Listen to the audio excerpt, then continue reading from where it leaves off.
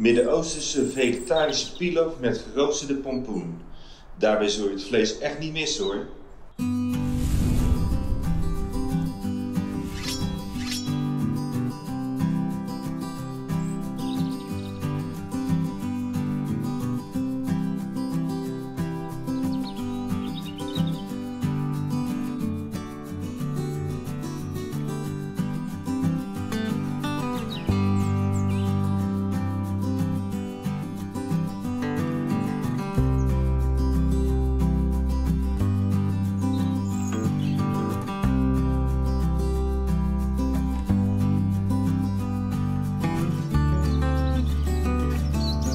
Welkom bij René's Vega Menus.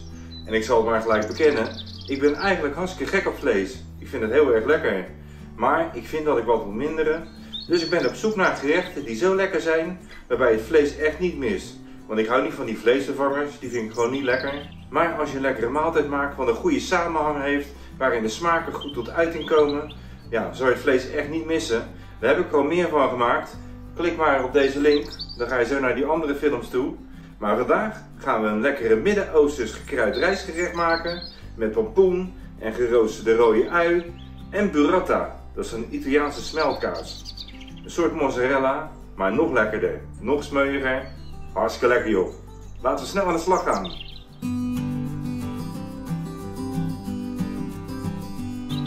Voor het rijstgerecht ga ik eerst wat specerijen roosteren, zoals korianderzaad, komijnzaad, venkelzaad, kardemompeulen, kaneelstokje en kruidnagel. Ik zet een pan op het vuur en dan ga ik de specerijen in roosteren. We gebruiken 1 theelepel korianderzaad, 1 theelepel venkelzaad, 1 theelepel komijn.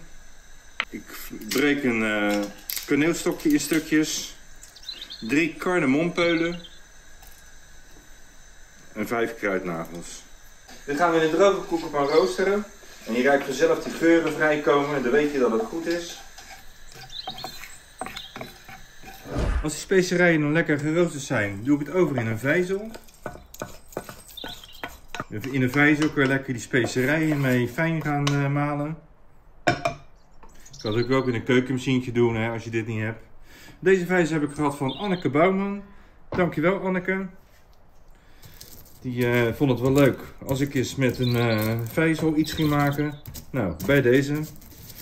En dan gaan we die kruiden even lekker fijn malen met die stamper. En dit ruikt goed hoor mensen. Zo.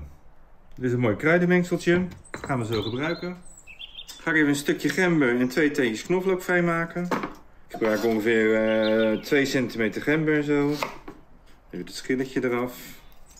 En hak dat maar even fijn.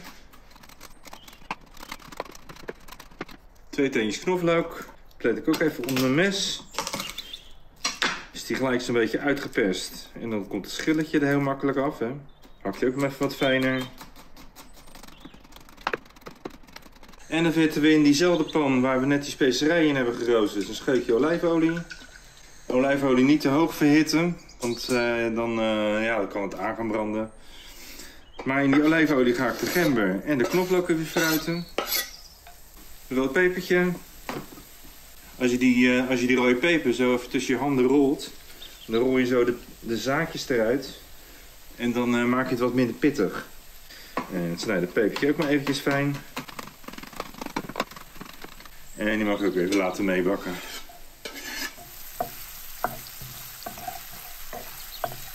Dan krijg ik een groentebouillonblokje. Ik voeg een kop zilvervliesrijst toe.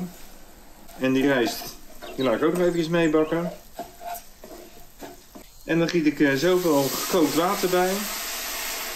Tot de rijst 1 centimeter onder water staat.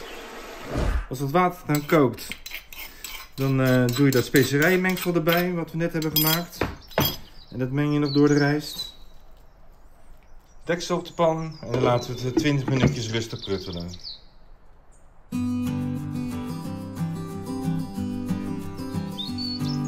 Verwarm nu de oven voor op 200 graden. Nou, die pompoen die ga ik eerst eens in parten snijden. Ik zal hem eerst even helemaal zo Door de midden.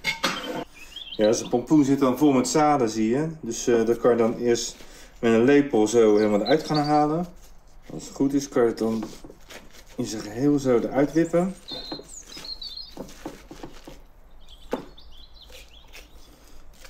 Even een beetje leeg schrapen. En dan zijn al die zaden eruit. Daar wil ik er kleine partjes van hebben. Ik snij ook even dat aanhengsel eraf. En dan maak ik er dit soort partjes van. Dan leg je hem op je ovenschaal. Ga ik ook nog een paar shallotten gebruiken. Die leg ik ook met de pompoen mee roosteren. Haal even die buitenste schil eraf. En zo'n shallot, ja, die bestaat vaak al uit wat delen. Dus die kan je eraf halen. En anders snij je ze even eentje door. En dan leg je die shallot gewoon zo erbij.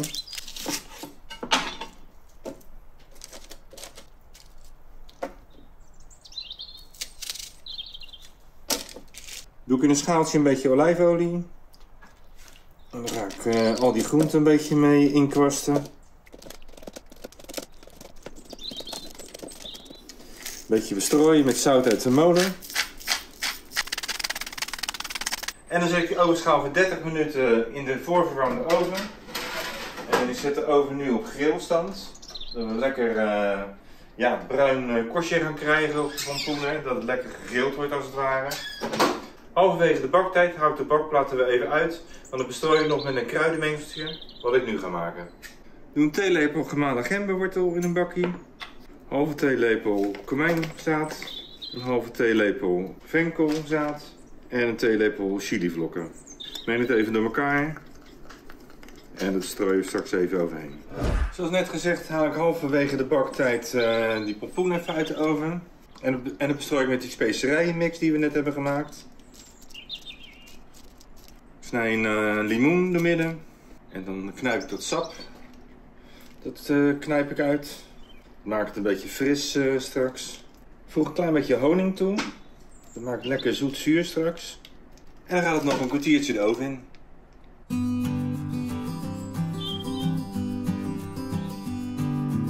Als die rijst bijna is droog gekookt, pak ik mijn bolletje burrata.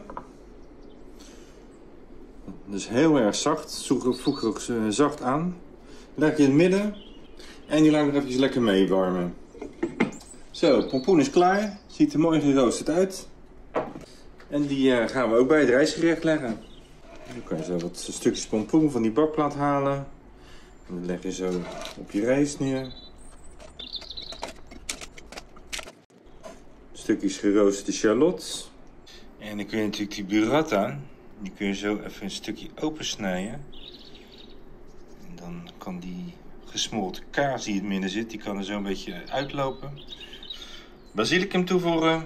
Nou, ziet het hartstikke leuk uit, man. Nou, dan kun je die lekkere schoten natuurlijk in kommetjes scheppen of op borden, wat je wil. Je kan het ook met z'n allen, waarschijnlijk net als in het Midden-Oosten, met z'n allen uit één pan eten. Ja, dit is lekker hoor. Zo man, lekker met die kaas erbij. Trekt ook een beetje. Super goed gerechtje. En je zult het vlees echt niet missen. Let maar op. Probeer het maar eens. Je kunt het receptje vinden op renéindekeuken.nl. Laat even een reactie achter als je het zelf hebt gemaakt.